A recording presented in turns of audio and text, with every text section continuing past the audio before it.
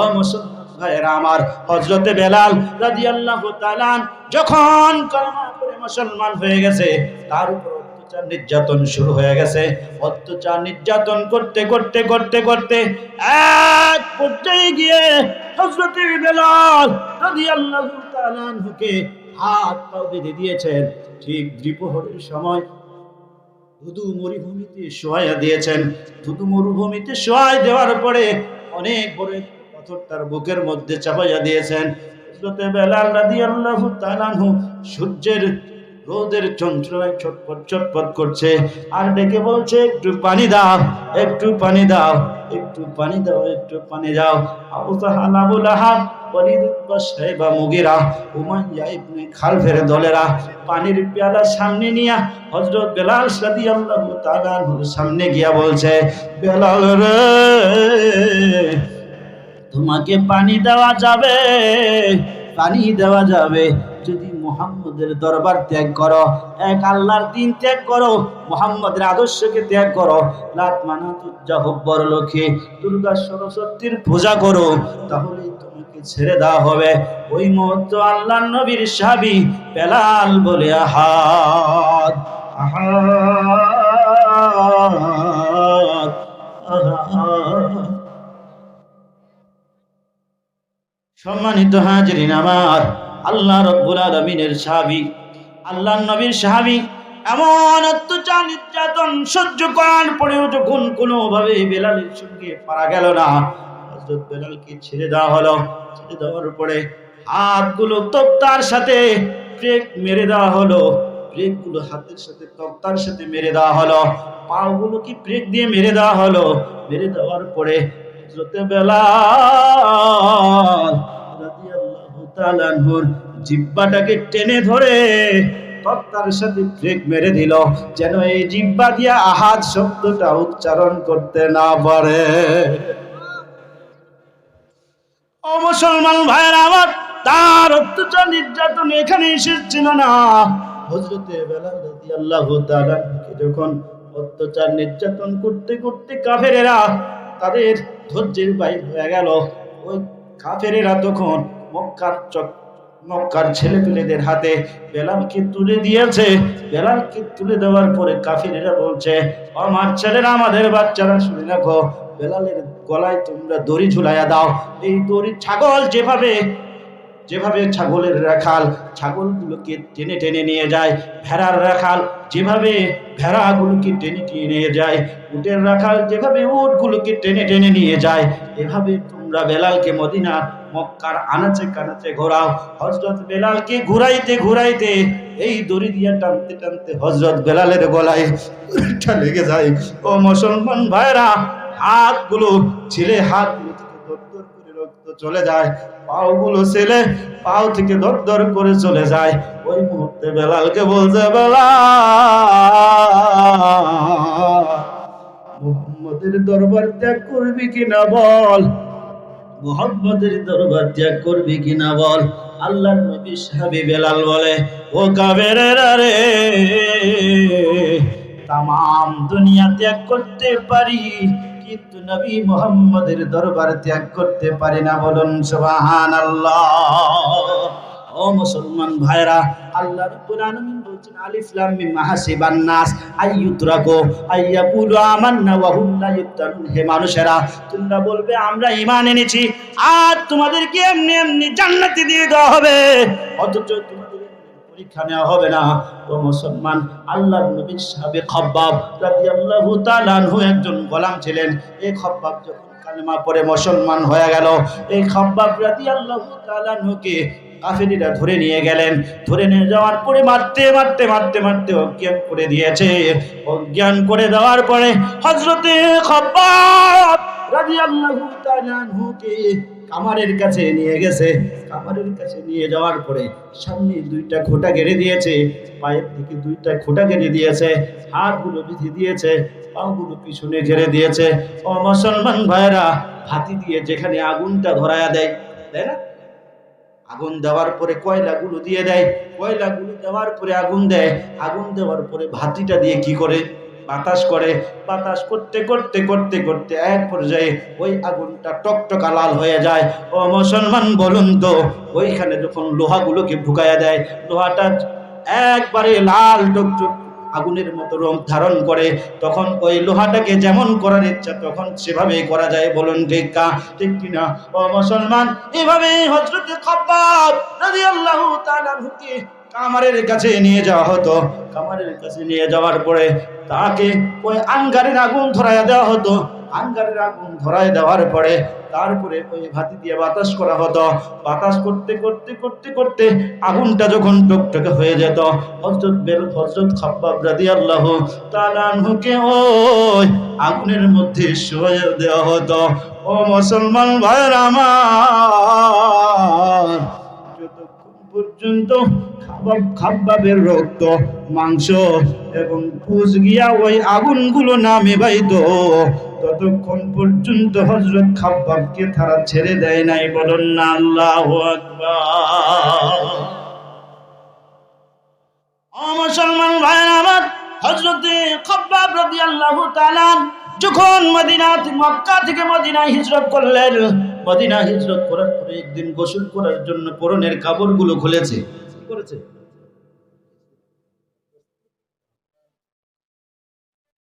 ও মুসলমান ভাইরা আমার, আল্লাহর নবীর সাহাবী গোসল করার জন্য পরনের কাপড়গুলো খুলেছেন।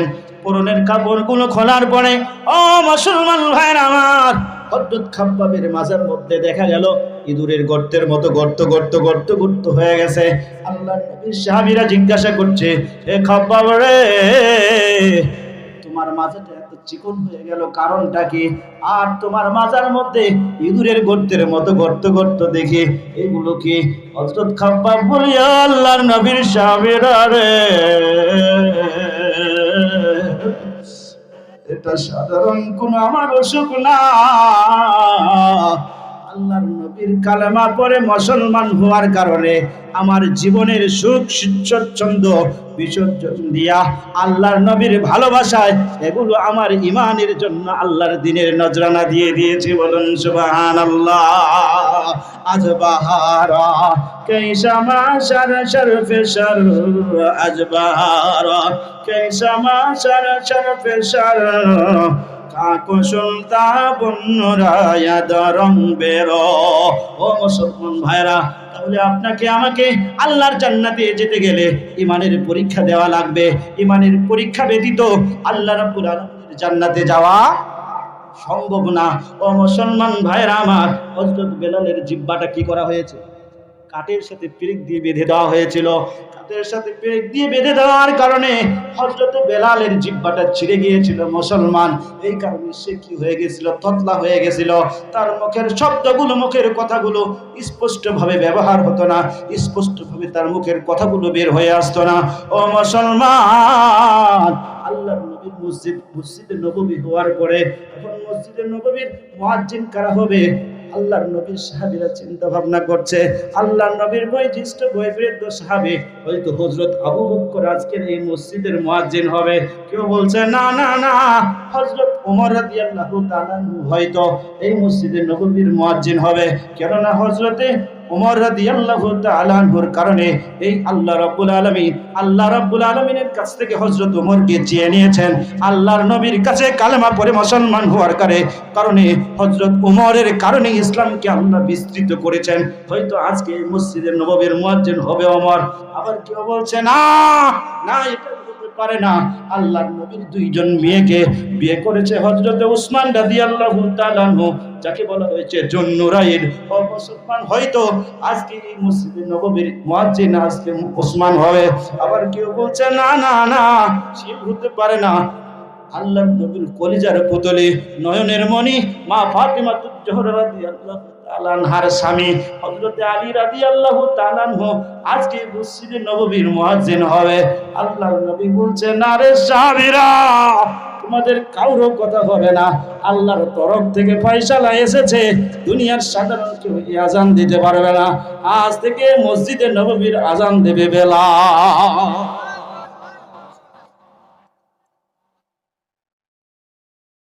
সম্মানিত হাজিরিন আমার, হযরত বেলাল যখন আজান দেয়, আজানের সুরটা ভালো না, মানুষের কানে কেমন কেমন লাগে। হযরত আবু বকর, ওমর, ওসমান, আলী রাদিয়াল্লাহু তাআলা একদিন আসরের নামাজের পরে আল্লাহর নবীকে বলছেন, ইয়া রাসূলুল্লাহ, ইয়া হাবিবাল্লাহ, হযরত বেলালের আজানের শব্দগুলো আমরা বুঝতে পারি না, তার শব্দগুলো ভুল হয়ে যায়। অতএব আমরা আপনার চার বিশিষ্ট বিশিষ্ট সাহাবী আছি, আমরা এই মসজিদের আজান দেব, মসজিদে নববীর আজান দেব। আল্লাহর নবী বললেন, হে আমার সাহাবীরা, যদি তোমাদের বেলালের ব্যাপারে কোনো তোমাদের আপত্তি থাকে তাহলে ঠিক আছে, তোমরা আজান দাও। ফজরের আজান দিল হযরতে আবু বকর, জোহরের আজান দিল হযরতে ওমর। কে কে? আল্লাহর নবীর বিশিষ্ট চার সাহাবী। ফজরের আজান দিল হযরত আবু বকর ইবনে আবু কুহাফা, জোহরের আজান দিল হযরতে ওমর রাদিয়াল্লাহু তাআলা আনহু, যে ওমরের ব্যাপারে আল্লাহর নবী সাল্লাল্লাহু আলাইহি ওয়াসাল্লাম বলেছেন, হে আমার সাহাবীরা রে, শুনে রাখো, হে আমার উম্মতের দলেরা শুনে রাখো, হযরত ওমর রাদিয়াল্লাহু তাআলা আনহু ইসলামে আসার কারণে ইসলাম প্রচার করা আমার জন্য সহজ হয়ে গেছে। ও মুসলমান ভাইরা, নম্বরে আজান দিলেন আল্লাহর নবীর ডবল জামাতা হযরত উসমান রাদিয়াল্লাহু তাআলা আনহু। মাগরিবের আজান দিলেন হযরত আলী রাদিয়াল্লাহু তাআলা আনহু। মাগরিবের সালাত আদায় করার পরে সাহাবীদেরকে নিয়ে আল্লাহর নবী বসে আছেন, কিছু আলাপ আলোচনা সালাহ পরামর্শ বয়ান করছেন। ওই মুহূর্তে হযরত জিবরিল আমিন আলাইহিস সালাতু ওয়াস সালাম আল্লাহর নবীর দরবারে হাজির হয়ে গেছে। মসজিদে নববীতে এসে আল্লাহর নবীকে বলছে, ইয়া রাসূলুল্লাহ, ইয়া হাবিবাল্লাহ, কি হয়ে গেল? আজ থেকে ফজর থেকে মাগরিব পর্যন্ত মসজিদে নববীতে আজান হয় না। কি বলছে? জিবরিল বলছে, আল্লাহ রাসূল, ফজর থেকে মাগরিব পর্যন্ত কি মসজিদে নববীতে আজান হয় না? আল্লাহর নবী জনাবে মুহাম্মদুর রাসূলুল্লাহ সাল্লাল্লাহু আলাইহি ওয়াসাল্লাম বলছে, কেন জিবরাইল? আজান তো হয়েছে। জিবরাইল আমিন আলাইহিস সালাতু ওয়াস সালাম আল্লাহর নবীকে বলছেন, ইয়া রাসূলুল্লাহ, ইয়া হাবিবাল্লাহ, আজকে আজানগুলো কে দিল? তখন বলছে, কেন? আমার বিশিষ্ট বিশিষ্ট চার সাহাবী আজকে আজান দিয়েছে। তখন বলছে, ফজরের আজান দিল হযরতে আবু বকর, জোহরের আজান দিল হযরতে ওমর, আসরের আজান দিল হযরতে উসমান, আর মাগরিবের আজান দিল আসাদুল্লাহ শেরে আলী হযরতে আলী রাদিয়াল্লাহু তাআলা আনহু মাগরিবের আজান দিয়েছে। আল্লাহর নবী বলছে, আল্লাহর নবী কি হযরতে জিবরিল আমিন আলাইহিস সালাতু ওয়াস সালাম বলছে, ইয়া রাসূলুল্লাহ, ইয়া হাবিবাল্লাহ, আবু বকরের আজানও বাইতুল মাকদাস থেকে বাইতুল মামুর পর্যন্ত পৌঁছায় নাই। হযরত ওমরের আজানও মসজিদে নববী থেকে বাইতুল মাকদাস, মসজিদে নববী থেকে বাইতুল মামুর পর্যন্ত পৌঁছায় নাই। আসরের আজানও বাইতুল মাকদাস থেকে বাইতুল মামুর পর্যন্ত পৌঁছায় নাই। মাগরিবের আজানও বাইতুল মাকদাস থেকে বাইতুল মামুর পর্যন্ত পৌঁছায় নাই। আল্লাহর নবী জনাবে মুহাম্মদুর রাসূলুল্লাহ সাল্লাল্লাহু আলাইহি ওয়াসাল্লাম বলছেন, হে আল্লাহর ফেরেশতা জিবরাইল, আমার বিশিষ্ট সাহাবীরা আজান দিল, কিন্তু তারপরেও কেন আল্লাহর আরশে আজিম বাইতুল মামুর পর্যন্ত আজানের আওয়াজটা গেল না? আল্লাহ রাব্বুল আলামিনের ফেরেশতা বলছে, ইয়া রাসূলুল্লাহ, ইয়া হাবিবাল্লাহ, তাদের আজান আল্লাহ রাব্বুল আলামিন পছন্দ করে না। আল্লাহ রাব্বুল আলামিন হযরত বেলালের আজানকেই পছন্দ করেছেন। বলুন সুবহানাল্লাহ। ও মুসলমান, তাহলে আপনাকে কি করতে হবে? মুসলমান হতে হলে আপনাকে সর্বপ্রথম আপনাকে ইমানের পরীক্ষা দিয়ে, ইমানের জজবা দিয়ে আপনাকে পরীক্ষা দিতে হবে। আমি মুমিনের পরিচয় বর্ণনা করছিলাম, 3 নম্বর পরিচয় বর্ণনা করলাম। 3 নম্বর পরিচয় ছিল সর্ব অবস্থায় কার উপর ভরসাশীল হবে? আল্লাহর উপরে ভরসাশীল হবে। 4 নম্বর পরিচয় আল্লাহ রাব্বুল আলামিন বলছেন, আল্লাযীনা ইউকিমুনাস সালাতা ওয়া মিম্মা রাযাকনাহুম ইউনফিকুন। মুমিনের 4 নাম্বার পরিচয় হলো মুমিন নামাজ পড়বে। মুমিন তার ব্যক্তিগত জীবনে নামাজ বাস্তবায়ন করবে, ব্যক্তিগত জীবনে নামাজ পড়বে, পারিবারিক জীবনে নামাজ প্রতিষ্ঠিত করবে, সামাজিক পর্যায়ে নামাজ প্রতিষ্ঠার ব্যাপারে কাজ করবে। ও মুসলমান ভাইরা আমার, আজকে আপনি নিজে নামাজ পড়েন, কিন্তু আপনার সন্তান নামাজ পড়ে না। আপনার সন্তান নামাজ পড়লে আপনার স্ত্রী নামাজ পড়ে না। আপনার স্ত্রী নামাজ পড়লে আপনার প্রতিবেশী নামাজ পড়ে না, আপনার বৌমা নাতি নাতনি নামাজ পড়ে না, ও মুসলমান ভাইরা আমার, এই নামাজ যদি কিয়ামত পর্যন্ত পড়তে থাকেন, কাল কিয়ামতের ময়দানে আপনার সন্তান আল্লাহর আদালতে দাঁড়ায়া যাবে, আপনার স্ত্রী আল্লাহর আদালতে দাঁড়ায়া যাবে, আপনার নাতি নাতনিগুলো আল্লাহর আদালতে দাঁড়ায়া যাবে। আল্লাহকে বলবে, আয় রব্বে কারীম, সন্তান বলবে, আমার মা বাবা প্রতিদিন আমার লেখাপড়ার খবর নিয়েছিল, আমার চাকরি বাকরির খবর নিয়েছিল, আমার ব্যবসা বাণিজ্যের খবর নিয়েছিল, আমার রাজনৈতিক ক্যারিয়ারের খবর নিয়েছিল, কিন্তু কোনোদিন আমি সালাত আদায় করেছি কিনা আমার কোনোদিন খবর নেয় নাই, কোন মানুষের সাথে চলাফেরা করি সেটাও খবর নেয় নাই। আল্লাহ কাল কিয়ামতের ময়দানে ওই সমস্ত মানুষেরা বলবে, না জাল কুমা তাহতা আকদামিনা লিয়াকুনা মিনাল আসফালিন। ওই সমস্ত মানুষেরা আসফালন করে করে মহান রব্বে কারীমকে বলবে, আয় রব্বে কারীম, আমার ওই পিতাকে তুমি জাহান্নামের দরজার মধ্যে শোয়া দাও, আমার পিতার নাকে এবং মুখে লাথি দিয়ে আমি জাহান্নামে প্রবেশ করব। স্ত্রী বলবে, রব্বে কারীম, আমার স্বামী আমার দ্বারা পৃথিবীর যতগুলো কাজ আছে সব কাজ করায়া নিয়েছে, কিন্তু আমার স্বামী কোনোদিন খবর নেয় নাই, বিবি আসরের নামাজটা পড়লা কিনা, বিবি ফজরের নামাজটা পড়লা কিনা, বিবি মাগরিবের নামাজটা পড়লা কিনা, বিবি এশার নামাজটা পড়লা কিনা, বাড়ির কাজগুলো হয়েছে কিনা সব কিছুর খবর নিয়েছে, কিন্তু আমি নামাজগুলো আদায় করেছিলাম কিনা আমার স্বামী কোনোদিন আমার খবর নেয় নাই। কালকে কিয়ামতের ময়দানে স্ত্রী বলবে, মাবুদ, আমার স্বামীকে জাহান্নামের দরজার মধ্যে শোয়া দাও, তার নাকে আর মুখে লাথি দিয়ে আমি জাহান্নামে প্রবেশ করব। বলুন নাউযুবিল্লাহ। ও মুসলমান, আমাদের সমাজে আবার এমনও কিছু লোক আছে, এরা আবার বলে, আমি নামাজ নাও পড়তে পারি কিন্তু আমার ঈমানটা তাজা। আছে কি না? ও মুসলমান, আল্লাহর নবী বললেন, বাইনাল আবদি ওয়া বাইনাল কুফরি তারকুস সালাহ। মুসলমান আর কাফিরের মধ্যে পার্থক্য হলো, মুসলমান নামাজ পড়বে, কাফের নামাজ পড়বে না। আল্লাহর নবীর হাদিসের পরিভাষায় তুমি মুসলমানই না, আল্লাহর নবীর হাদিসের পরিভাষায় তুমি ঈমানদারই না। ও মুসলমান, তুমি যদি মুসলমান না হও, তুমি কিভাবে দাবি করতে পারো আমি মুসলমান? ও মুসলমান, তাহলে নিজে নামাজ পড়া লাগবে, সন্তান দিয়ে নামাজ পড়া লাগবে, স্ত্রীকে দিয়ে নামাজ পড়া লাগবে, নাতি নাতনিকে নামাজ পড়া লাগবে, পরিবারের মানুষগুলোকে দিয়ে নামাজ পড়া লাগবে, সমাজের মানুষগুলোকে দিয়ে নামাজ পড়ানোর চেষ্টা করতে হবে। ও মুসলমান, নিজে নিজে বেঁচে আল্লাহর জান্নাতে চলে যাবেন। এই জান্নাতে যাওয়া আপনার আমার দ্বারা কখনো সম্ভব হবে না। ও মুসলমান, তাহলে 4 নম্বর পরিচয় হলো নামাজ। মুমিনের 4 নম্বর বৈশিষ্ট্য হলো মুমিন তার জীবনে তার পারিবারিক সমাজে নামাজ প্রতিষ্ঠা করবে। 5 নম্বর পরিচয় আল্লাহ রাব্বুল আলামিন বলছেন, আল্লাহ রাব্বুল আলামিন বলছেন, আল্লাযীনা ইউকিমুনাস সালাতা ওয়া মিম্মা রাযাকনাহুম ইউনফিকুন। 5 নম্বর বৈশিষ্ট্য হলো মুমিন আল্লাহর দেওয়া রিজিক থেকে মহান রব্বে কারীমের রাস্তায় দান করবে। ও মুসলমান ভাইরা আমার, আজকে আপনি 1 নম্বর পরিচয় কি বলেছিলাম বলেন তো? স্মরণ আছে কি? এদিক দিয়ে শুনলেন, এদিক দিয়ে বের করে দিলেন, তাহলে ওয়াজ শুনে সারা জীবন কাজ হবে? 5টা পরিচয়ের কথা বলেছিলাম। 1 নম্বর পরিচয় হলো সর্ব অবস্থায় মুমিনের হৃদয় আল্লাহর জিকিরের সাথে ঝুলন্ত অবস্থায় থাকবে, আল্লাহর স্মরণে মুমিনের হৃদয় কাঁপবে। 2 নম্বর পরিচয় হলো আল্লাহর কোরআন শোনার পরে মুমিনের ঈমান বাড়বে। 3 নম্বর পরিচয় হলো মুসলমান সর্ব অবস্থা আল্লাহর উপরে তাওয়াক্কুল করবে।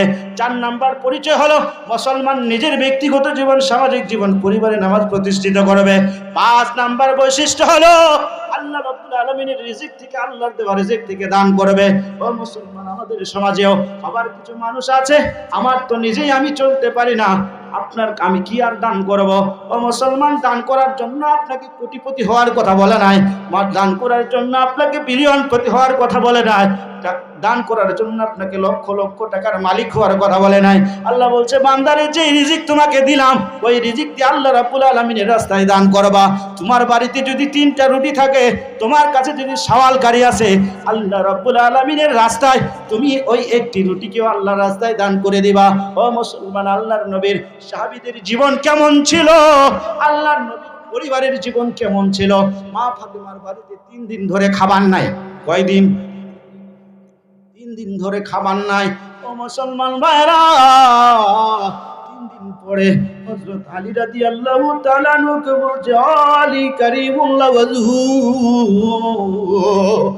আজ 3 দিন অতিবাহিত হয়ে গেল, আমার সন্তানদের খাবার নাই, 3 দিন পর্যন্ত উনুনে হাড়ি ওঠে না। ও আলী রে, বাড়িতে খাবার বলতে কিছু নাই, বাড়িতে তো টাকা পয়সা দিরহাম কোনো রিয়ালও নাই, কিভাবে কি করা যাবে? আল্লাহর নবী সাল্লাল্লাহু আলাইহি ওয়াসাল্লাম যখন হযরত আলীর সঙ্গে মা ফাতিমারে বিয়ে দিয়েছিলেন, তার সঙ্গে একটা চাদর তিনি হাদিয়া দিয়েছিলেন। কে দিয়েছিল? আমার নবী তাকে হাদিয়া দিয়েছিলেন একটা চাদর। ও মুসলমান, হযরত ফাতিমাতুজ জহরা রাদিয়াল্লাহু তাআলা আনহা ওই চাদরটা বের করে দিয়ে আলীকে বলছে, ও আলী রে, যা যা, আমার এই বিবাহের শেষ সম্বলটুকু বিক্রি করে দিয়ে আমার সন্তানের জন্য খাবার কিনে নিয়ে আয়। হযরত আলী রাদিয়াল্লাহু তাআলা আনহু চাদরটা বাজারে বিক্রি করতে নিয়ে গেলেন। বাজারে বিক্রি করতে নিয়ে গিয়া হযরত ফাতিমাতুজ জহরা রাদিয়াল্লাহু তাআলা আনহার চাদরটা 6 দিরহামে বিক্রি করলেন। কয় বলেন তো? 6 দিরহামে বিক্রি করলেন। 6 দিরহাম দিয়া বিক্রি করার পরে সন্তানদের জন্য খাবার কিছু খেজুর কুরমা কিনে নিয়ে বাড়ির দিকে আসবেন। কি করতেছে? আপনারা কি কথাগুলো শুনতেছেন? ও মুসলমান ভাইরা আমার, হযরত আলী রাদিয়াল্লাহু তাআলা আনহু এই চাদর বিক্রি করলেন 6 দিরহাম দিয়া। 6 দিরহাম দিয়ে বিক্রি করার পরে কিছু খেজুর কুরমা কিনেছে, সন্তানের জন্য খাবার নিয়ে আসতেছে। বাজার পার হতে না হতে বাজারের মধ্যখানে একজন মুসাফির এসে বলছে, ও আলী, আজ 4 দিন অতিবাহিত হয়ে গেল, আমার পেটে খাবার নাই রে আলী, তুমি কি আমাকে একটু খাইতে দিবা? তুমি কি কিছু আমাকে খাওয়াবা? ও মুসলমান ভাইরা, হযরত আলী প্রিয়তমা স্ত্রীর কথা স্মরণ করলেন না, কলিজার টুকরা হাসান হুসাইনের কথা স্মরণ করলেন না, সমস্ত খেজুরগুলো দিয়ে দিলেন। খেজুরগুলো দেওয়ার পরে খালি হাতে হযরত আলী রাদিয়াল্লাহু তাআলা আনহু বাড়ির দিকে চলে যাচ্ছে। যাইতে যাইতে একজন উটওয়ালা একটা উটের দড়ি নিয়ে দাঁড়িয়ে আছে। উটওয়ালা তখন হযরত আলীকে দেখে বলছে, ও আলী রে, আমার অনেক বড় ওজর হয়েছে, আমার ইস্তানজা চাপ দিয়েছে রে আলী, আমার এই উটটা ধরো, আমার এই উটটা ধরো। আমার যদি আসতে সময় বিলম্ব হয়ে যায় তাহলে তুমি এই উটটাকে বিক্রি করে দিবা। উটটাকে বিক্রি করে দিয়া তুমি তোমার স্ত্রী সন্তানের জন্য খাদ্য ক্রয় করে নিয়ে যাবা। ও মুসলমান ভাইরা আমার, হযরত আলীকে উটের দড়িটা ধরায়া দিলেন। ধরায় দেওয়ার পরে ওই লোকটা চলে গেল। হযরত আলী রাদিয়াল্লাহু তাআলা ওই ব্যক্তির জন্য অপেক্ষা করছে। অপেক্ষা করতে করতে করতে করতে মাগরিব প্রায় আসন্ন হয়ে গেছে। কিছুক্ষণ পরে মাগরিবের আজান দেবে। তখন সে কথা তার মনে হলো। শেষ মুহূর্তে তখন হযরত আলী রাদিয়াল্লাহু তাআলা 300 দিরহাম দিয়া ওই উটটাকে বিক্রি করলেন।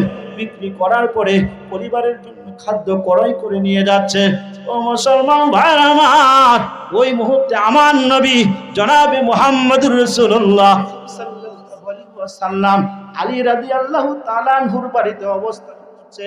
আমার নবী হযরত আলীর দিকে, চেহারার দিকে তাকায় আর মিটি মিটি হাসে। আমার আলীর দিকে তাকায় আর মিটি মিটি হাসে।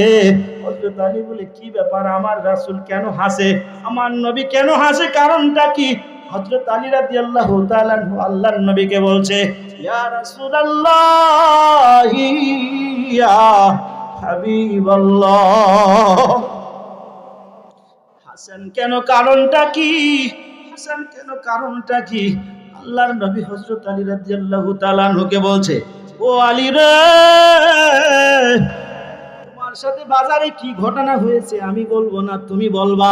হযরত আলী রাদিয়াল্লাহু তাআলা আনহুর মনে কৌতূহল জেগে গেল, আমার সাথে বাজারে কি হলো না হলো, আমার নবী বাড়ি থেকে কি করে জানতে পারলো? হযরত আলী রাদিয়াল্লাহু তাআলা আনহু বলছে, ইয়া রাসূলুল্লাহ, তাহলে আপনি বলুন। কি বলছেন? আল্লাহর নবীর জামাতা আল্লাহর নবীকে বলছে, ইয়া রাসূলুল্লাহ, আপনি তাহলে বলুন। হযরত আলী রাদিয়াল্লাহু তাআলা আনহু বলছেন, ইয়া রাসূলুল্লাহ, আপনি বলুন। আল্লাহর নবী বলছে, ও আলী, তুমি তো বাজারে 6 দিরহাম দিয়া তোমার চাদরটা বিক্রি করলা। 6 দিরহাম দিয়া বিক্রি করার পরে তুমি তোমার সন্তানের জন্য কিছু খুজুর আর কুরমা কিনে নিয়ে বাড়ির দিকে আসছিলা। ওই মুহূর্তে একজন সওয়াল কাছে, তোমার কাছে একজন মুসাফির এসে সওয়াল করেছে, ও আলী, তুমি কি জানো ওই সওয়াল তরকারিটা খেয়েছিল। আল্লাহর নবীর জামাতা বলছেন, ইয়া রাসূলুল্লাহ ইয়া হাবিবাল্লাহ আল্লাহু আলামু বিমুরাদিহি, আমার আল্লাহ রাব্বুল আলামিন ভালো জানেন, এ ব্যাপারে আমার কোনো এলাকা নাই। আল্লাহর নবী তখন বলছে, ও আলী রে, ওটা সাধারণ কোনো মানুষ না, আল্লাহর নবীর ফেরেশতা হযরত জিবরাইল আমিন আলাইহিস সালাতু ওয়াস সালাম এসেছিল। বলুন সুবহানাল্লাহ। ও আলী, তুমি যখন বাড়ির দিকে ফিরে আসতেছিলা, একজন বৃদ্ধ মানুষ একটা উটের দড়ি ধরে দাঁড়িয়েছিল। আলী, তুমি কি জানো ওই উটের মালিকটাকে, ওই বৃদ্ধ লোকটাকে? হযরত আলী রাদিয়াল্লাহু তাআলা আনহু বলে, ইয়া রাসূলুল্লাহ, আমি জানি না, আল্লাহ এবং আল্লাহর নবী ভালো জানেন। আল্লাহর নবী বলছে, ও আলী, সেটা সাধারণ কোনো মানুষ না, ওটা আল্লাহর ফেরেশতা হযরত মিকাইল আলাইহিস সালাতু ওয়াস সালাম তোমার কাছে এসেছে। বলুন সুবহানাল্লাহ। চান তখন বলছে, আলী রে, তুমি কি জানো তোমার কাছ থেকে যে উটটা ক্রয় করে নিয়ে গেল, ওই উটটা ক্রয় তোমার কাছ থেকে কে করে নিয়ে গেল? আল্লাহর নবীর সাহাবী হযরত আল্লাহ রাসূল বলছে, আর হে আলী রে, ওটাও সাধারণ কোনো মানুষ না, আল্লাহর নবী বলছেন, ওটা আল্লাহর ফেরেশতা হযরত ইসরাফিল আলাইহিস সালাতু ওয়াস সালাম তোমার কাছ থেকে ক্রয় করে নিয়েছে। ও আলী রে, তুমি কি জানো যে উটটা তোমাকে দেওয়া হয়েছিল, ওই উটটা কোন উট? ওই উটটাও সাধারণ কোনো উট না, ওই উটটাও হলো জান্নাতি উট। ও মুসলমান, অনেক বড় আলোচনা সেদিকে যাচ্ছে না। ও মুসলমান, হযরত আলী 6 দিরহাম আল্লাহ রাব্বুল আলামিনের রাস্তায় দান করেছিল। 6 দিরহামের বিনিময় পেয়েছে কত? 300 দিরহাম। কত পাইছে? 300 দিরহাম। তাহলে আল্লাহ রাব্বুল আলামিনের রাস্তায় দান করলে কমে না। আল্লাহর নবী বলেছে, যদি তোমরা তোমাদের সম্পদ বাড়াতে চাও, তাহলে আত্মীয়তার সম্পর্ক বৃদ্ধি করো, আত্মীয়দেরকে ভালোবাসো, আত্মীয়দেরকে ভালো ভালো খাবার দাও, আর আল্লাহ রাব্বুল আলামিনের রাস্তায় তোমরা বেশি বেশি করে ব্যয় করো, তাহলে তোমাদের সম্পদগুলো আল্লাহ বৃদ্ধি করে দিবেন। ও মুসলমান ভাইরা, আল্লাহ রাব্বুল আলামিন আপনাকে আমাকে যেই জান্নাত দিবেন, যেই জান্নাতের ওয়াদা আল্লাহ রাব্বুল আলামিন আপনার আমার সাথে করেছেন, আমরা যে 5টা বৈশিষ্ট্য শুনলাম, শেষে আল্লাহ বলছে, উলাইকা হুমুল মুমিনুনা হাক্কা, যার ভিতরে এই 5টা গুণ থাকবে, আল্লাহ বলছেন তারাই হলো প্রকৃত মুমিন। লাহুম দারাজাতুন ইনদা রাব্বিহিম ওয়া মাগফিরাতুন ওয়া রিজকুন কারীম, তাদের জন্য রিজিকের দরজা উন্মুক্ত করে দেওয়া হবে, আর তাদের জন্য থাকবে ক্ষমা, এবং তাদের জন্য থাকবে মহা প্রতিদান। ও মুসলমান, মহা প্রতিদান অর্থ হলো জান্নাতের মধ্যে আপনাকে এমন জান্নাত দেওয়া হবে, যে এই জান্নাতের মূল্য এত বেশি হবে, এই তামাম আসমান জমিন পাহাড় পর্বত নদী নালা বৃক্ষ আদি তরুলতা যা কিছু আছে সমস্ত কিছু বিক্রি করে দেওয়া হয়, তারপরে একটি জান্নাতের ইটের মর্যাদা দেওয়া যাবে না। আল্লাহ বলছে, বান্দা জান্নাত পাবা, জান্নাত পাবা, এই দুনিয়ার জমিন জান্নাত থেকে ক্রয় করে নিতে পারবা।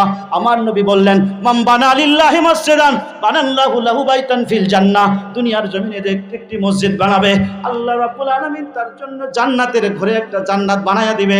ও মুসলমান ভাইরা আমার, এই জান্নাত আমরা দুনিয়ার জমিন থেকে ক্রয় করতে চাই কি না? সবারই জান্নাত ক্রয় করা দরকার আছে। ও মুসলমান ভাইরা আমার, হযরত আলী রাদিয়াল্লাহু তাআলা আনহু সন্তানের কথা চিন্তা করলেন না, বিবির কথা চিন্তা করলেন না, পরিবার প্রয়োজনের কথা না চিন্তা করে কি করেছে, সব কিছু দিয়ে দিয়েছে। আল্লাহ রাব্বুল আলামিন সাথে সাথে তাকে প্রতিদান স্বরূপ একটি আস্ত উট দিয়ে দিয়েছে। উট বিক্রি করে তার পরিবারের প্রয়োজন আল্লাহ তাআলা পুরো মেটাইয়া দিয়েছেন। ও মুসলমান, আজকে আপনি এই মসজিদের ঘর আল্লাহর মসজিদের ঘরের জন্য দিয়ে যাবেন, আল্লাহ রাব্বুল আলামিন আপনার খাজানা, আল্লাহর খাজানা দিয়া আপনার জীবনের সমস্ত চাহিদাগুলো আল্লাহ রাব্বুল আলামিন পূরণ করে দিবেন। বলুন ঠিক কিনা? সম্মানিত হাজিরিন, এখানে আমি শুনেছি এই গ্রামে অনেক চাকরিজীবী মানুষ আছে, অনেক ব্যবসায়ী মানুষ আছে, এখানে অনেক বিত্তবান মানুষ আছে। এই গ্রাম থেকে আমি আশারাই মুবাশশারা, যাদেরকে আল্লাহর নবী দুনিয়ার জমিনে 10 জন মানুষকে জান্নাতের সুসংবাদ দিয়েছে, এই 10 জন মানুষের নামে 10 জন মানুষের কাছ থেকে আমি 5টি হাজার করে টাকা চাই। এই গ্রামে কি 10 জন মানুষের কাছ থেকে 5টি করে টাকা দেওয়ার মতো লোক আছে কিনা? আছে।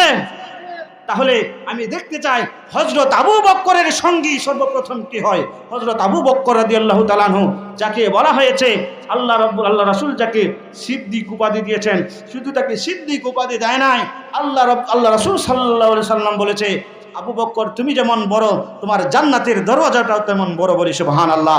1 নম্বরে দেখতে চাই বড় দরওয়াজাটা কে পেতে পারে।